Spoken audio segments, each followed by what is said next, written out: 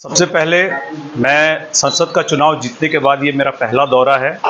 इस पहले दौरे का जो मुख्य उद्देश्य है, यहाँ आकर के यहाँ लोकसभा की जनता का सबसे पहले आभार व्यक्त करना, उनका बहुत बहुत धन्यवाद देना कि इतने विपक्षी द्वारा बरगलाए गए उल्टी सीधी चीज़ें बोली गई, उसके बाद भी जनता ने अपना विश्वास जो मेरे ऊपर जताया है, उनके लिए बहुत बहुत आभार है, उनका बहुत बहुत धन्यवाद है जो उन्होंने अपना विश्वास मेरे ऊपर व्यक्त किया है। अभी चुनाव होने के तुरंत बाद आने का मेरा लक्ष्य यही एक ही था कि चुनाव के दौरान भी मुझे पानी की समस्या भीषण तरीके से मेरे संज्ञान में आ रही थी और पहले दौरे में आकर के ये जाना था कि पानी और उसके अलावा और क्या क्या समस्याएं जो हो सकती हैं, जिसके लिए हम लोगों को काम शुरू करना चाहिए। इसी सिलसिले में पहला दौरा था। बहुत सारी घटनाएं भी हुई थी जहां पे मैं नहीं जा पाया था चुनाव के दौरान। वहां सब जगह हम लोग गए, जा करके हम लोगों ने ढांढस बंधाया, हम लोगों ने सतावना दी, हम उनके साथ खड़े हैं। और उसके अलावा जो सबसे बड़ी समस्या हमारे दौरे में आई है कि पेयजल की समस्या इस गर्मी में बहुत भीषण है। लोगों को पीने के पानी के लिए बहुत कठिन परिश्रम करना पड़ता है, उसके बाद भी पानी उचित मात्रा में उपलब्ध नहीं हो पाता है। इसको आज दिशा की मीटिंग में उठाना मेरी प्राथमिकताओं में होगा। इसके अलावा जो सिंचाई है, अभी धान की उपज शुरू होगी, धान की खेती शुरू होगी, लेकिन उसके लिए प्रचुर मात्रा में पानी, सिंचाई की पानी का क्या ये अवेलेबिलिटी है, इसके बारे में भी प्रशासन से बात होगी, क्योंकि लोगों के समक्ष ये समस्या है कि सिंचाई के लिए भी भरपूर मात्रा में पानी नहीं मिल पाता है। तो पानी की जो समस्या है, पेयजल की और सिंचाई की, ये मेरे लिए सबसे पहले प्राथमिक मुद्दाओं में रहेगा और इसके लिए प्रशासन से मिल करके हम लोग इसके सुलझान के लिए, इसके संभव क्या क्या सॉल्यूशंस हो सकते हैं, इस पे हम लोग बात करेंगे। इसके अलावा कुछ और समस्याएं हैं, जैसे रोड की समस्या है, कहीं बिजली की समस्या है, कहीं पे अंत्योदय योजना की समस्या है।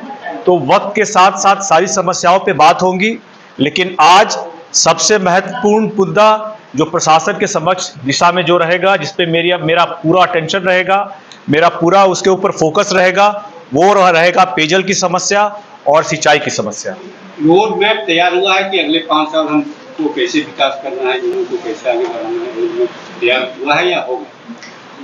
जब तक जनता से मिलेंगे नहीं, हम लोग को समस्याओं के बारे में एक खाका तैयार नहीं होगा। इसीलिए अब ये दौरा शुरू हुआ है, लगातार हम लोगों से मिलते रहेंगे, लगातार उनसे वार्ता होती रहेगी और इसी तरह से जितनी भी समस्याएं हैं उसका एक खाका तैयार कर, चाहे वो स्थानीय प्रशासन के द्वारा हो, चाहे वो बिहार सरकार के द्वारा हो या वो भारत सरकार के द्वारा हो, जैसे भी इन समस्याओं का सुलझान हो सकता है, उसके हिसाब से एक हम लोग खाका तैयार करेंगे और खाका तैयार करके उसी हिसाब से हम लोग इस पे आगे कार्य करेंगे। 10 साल से जमुई में लोजपा का ऑफिस नहीं है, क्या लगता है कि अगले 5 साल भी इसी तरह चलेगा? होटल और सर्किट हाउस से पार्टी आपकी?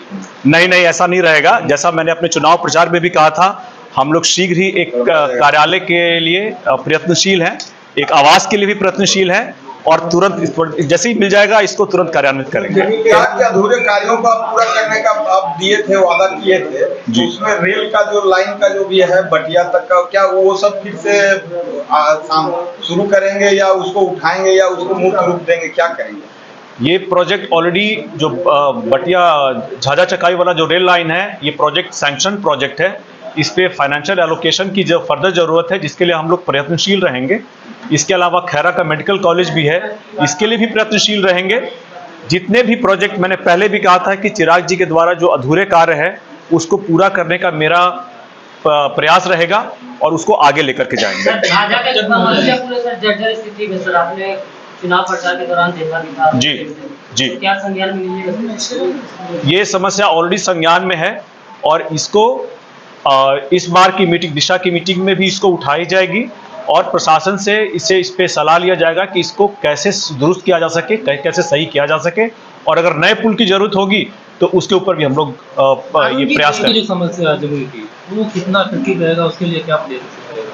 जाम की जो समस्या है खास करके जमुई शहर के अंदर में, ये जो प्रबुद्ध लोग हैं उनसे भी इस बात पे चर्चा हो रही थी और हम लोग इसको प्रशासन के संज्ञान में ला करके इसमें जो एक तो त्वरित क्या कार्रवाई हो सकती है और जो लॉन्ग टर्म क्या सोल्यूशन होता है, इस पे भी हम लोग आज बात करेंगे, विचार करेंगे और देखेंगे कि इसमें क्या इस समस्या का कैसे ये सॉल्यूशन हो सकता है। अरुण भारती और अधिक मार्जिन से जीत सकते थे, पर सत्य उनका मैनेजमेंट ठीक होता और उनके पार्टी में अंतर्कलह नहीं है। इसको क्या देखिए किस रूप में देखते हैं, क्या करना है?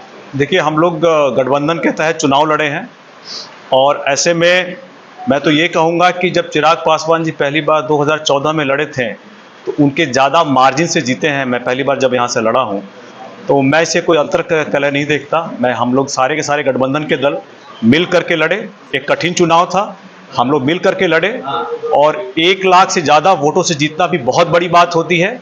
तो मैं इसे गठबंधन को अपने सफल सहयोगियों की सफलता मानता हूँ। मैं अपने गठबंधन को सफल मानता हूँ। यहाँ पे माफियाओं के बारे में क्या कहना चाहते हैं? देखिए, बालू माफियाओं के बारे में भी आज दिशा की मीटिंग में डिस्कशन होगा, चर्चा होगा और इस पे क्या उचित कार्रवाई हो सकती है प्रशासन के द्वारा, सरकार के द्वारा, उस पे भी विचार विमर्श होगा। सदर अस्पताल को लेकर लगातार सवाल उठते रहा है। कल भी एक डॉक्टर के चेयर पर पागल आदमी बैठा हुआ था। हॉस्पिटल में डॉक्टर की कमी लगातार है। आपकी ओर से क्या कदम उठाए जाएंगे कि डॉक्टर वहाँ पे डॉक्टर अवेलेबल नहीं और व्यवस्था रही है? इसमें मेरा ये रहेगा कि ये जैसे ये आपने अभी मुझे बताया है, हम लोग इसके बाद किसी भी दिन एक दिन त्वरित हम लोग वहाँ भी जाएंगे विजिट करने के लिए और विजिट करने के लिए देखेंगे कि वहाँ किस तरह की समस्याएं हैं। दिशा में तो आज इस बात पे मीटिंग होगी ही, इस बात पे चर्चा होगी ही, लेकिन इसके अलावा खुद वहाँ विजिट करके जो भी उसमें कमियां हैं उसको कैसे सही कर सके, इस पे हम लोग प्रयास करेंगे। अमृत भारत स्टेशन का दर्जा भी दिया गया है जमीन को और हर एक लोकसभा में वंदे भारत ट्रेन का स्टॉपेज है। आपके लोकसभा में स्टॉपेज अब तक नहीं है, क्या अरुण भारती इस पर भी कदम उठाएंगे? जी बिल्कुल, इस पे माननीय विधायक शशि जी ऑलरेडी काम कर रही हैं और इस पे और जोर लगाने की जरूरत है। हम लोग मिल करके रेल मंत्री जी से मिलेंगे और कोशिश करेंगे कि ये तुरंत यहाँ पे भी वंदे भारत का एक स्टॉपेज हो।